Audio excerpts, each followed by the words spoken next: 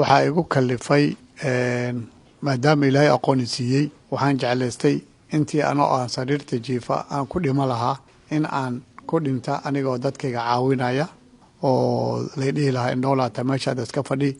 in aan cilmigayga ilaahay siiyey oo ummadda ugu deeqa. waa cabduqaadir maxamed aadan oo loo yaqaano macalin xiito waxa uu ka mid ahaa macalimiintii Soomaaliya dagaalada sokeeye ka hor waxa uu muddo ku noolaa Minnesota oo si mutatawacnimo ah dhalinta ku bari jiray maadada xisaabta isagoo soo saaray jiilal kala duwan oo qaarkood ay ku aflaxeen waxbarashada sare sanado badan oo dhowra uu badqabay wuxuuna ku socday indhihiisa macalin xiito hadda waxba ma arko laakiin weli xisaabtii buu yaqaan uuna dhigaa xilliga barafka kulka roobka ama goor kasta oo u yimaado qof caawinaad uga baahan maadada xisaabta macalin xiito uu u soo baxaa wuxuuna u soo fuulaa dhismo dheer oo leh jaranjaro oo ku yaala xaafad ka mid ah xaafadaha ay Soomaalida Minnesota ku badan yihiin macalin xiito waxa uu leeyahay taariikh noloshiisa ah oo uu la baxay shalay iyo maanta oo ah maalmihii uu soo maray ugana sheekeeyay dadka magaalada kula kulma oon hore u aqoon maxay weydiiyaan dadkaasi marka la yiraahdo waa macalin xisaab inta badan dadka waxay weydiiyaan maxaa la yiraahdaa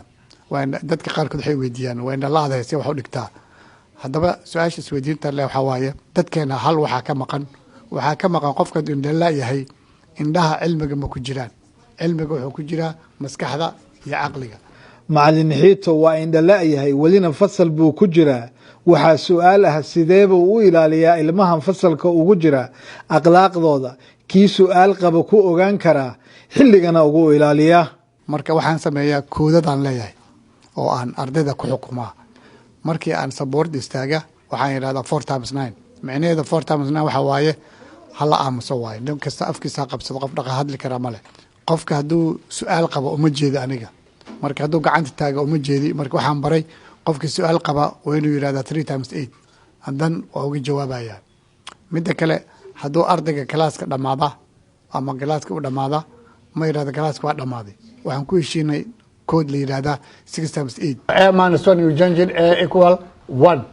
and a plus 1 a equal minus 1 wax aad cajaab waaye hiba ilaahay bixiyay weeye nin indhala oo camoolo ah oo sabuurada markuu soo istaago aad isleedahay ninkaan de waxba indhaha kama qabo qofkaasi wuxuu ahaa Faarax Urshe oo laba ilmood uu dhalay Sabti iyo Axad kasta u keena macalin xiito si ay uga faa'iideystaan maadada xisaabta wuxuuna u soo socdaa qadar dhan 30 daqiiqo oo baabuur ah wuxuu kaloo iigu daray in 6 bilood oo ay la joogeen macalinkan caruurtiisu ay ka faa'iideysteen way hooseeyeen labadeeda wiil maadooyinkii dhiida ah markaan halka keenay muddo ugu hooseysa B+ weeye hadda iskuulka markaan tago aan iraaqalaysho gradeekooda runtii marka uu indhihii uu beelay ilaahay amarkiis laakiin macalin xiito qalbigiisu aad buu u qoyan yahay wali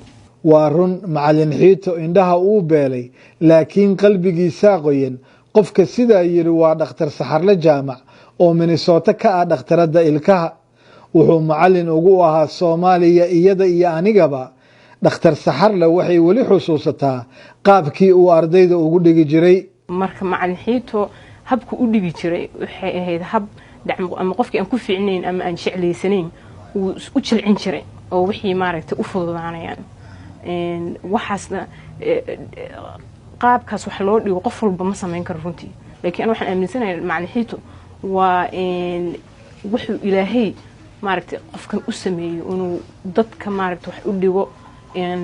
qof walba wixii ku adag yihiin uu jilcin karo dhakhtarada ayaa qabta waxa xiita isagoo indhala ku xambaaraya inuu wali fasalka yimaado ay tahay jacaylka uu u qabo macalinimada macalin lama oran karo macalimiin badan baa jiro macalimiin isku sheega laakiin yimaado wax dhiga ka baxa isagoo laakiin ciyaalka uu ka warhaya reeruhu ka warhaya ilaa hadda indhihi baa laakiin wuxuu hayaa jacaylkiiba hayaa waxaas oo kale wax maaragtay waa xaq ilaahay macalin xiito waxa uu ku faraxsan yahay in xilligan uu maanta u bixiyay uu nasiib u helay inuu naftiisa wax barto fasalna uu ku noqdo laftigayga iskuul aada oo waxaan qaataa kalaasada la yiraahdo braille dadka dhowlayaasha afarta ee bartaan oo kale waa bartay computerkan bartay sida emailada loo diraa marka aniga laftigayga hadda waxaan isku diyaarinayaa inaan dib iskuul ugu noqdo marka shalay iyo maanta waa ka farax baransanahay kana caafimaad fiican alxamdulilah